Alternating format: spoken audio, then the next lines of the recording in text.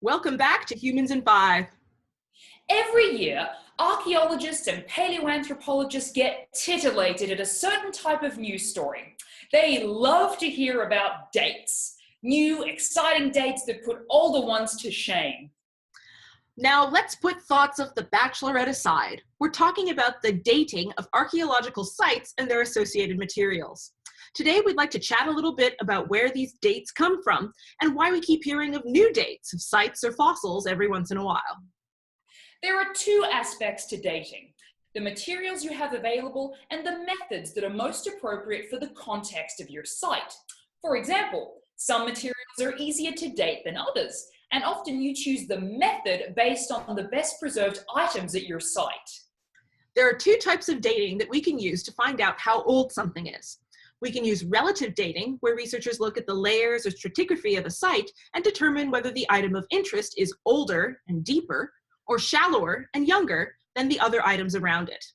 Now, this is a bit of a simplification, as the layers of a site don't necessarily sit still in the time between when an item was deposited and the time that it's recovered. However, this method can be very useful if there's an item from a very specific time period in one of your layers. For example, if you're working on a site in North America, the presence or absence of maize can be a good indicator of the date of the site, since we have a reasonably good idea of when maize was introduced to that part of the world. Researchers can also use absolute dating methods. These methods work to give an approximate date range for an item tested.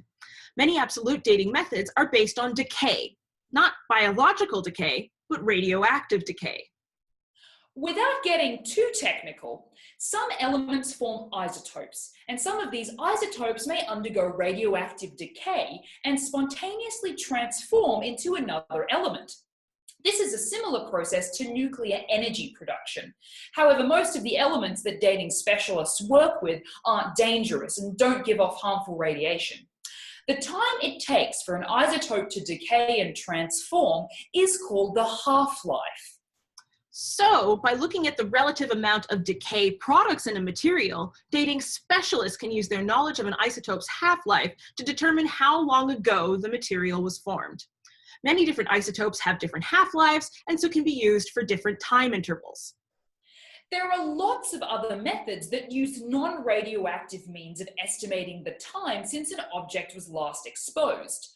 With all of the various methods available, researchers must always bear in mind that these are estimates. So, if researchers are regularly using these high-tech methods to estimate the ages of sites or materials, why are there always new dates popping up in the news?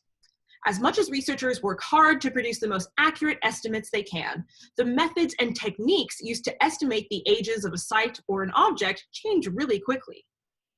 So whenever you see those TV or movie researchers and they say that something is exactly 221 years old, bear in mind that we rarely get specific dates or really narrow ranges, and that we'll probably keep revising as our methods and tools continue to improve.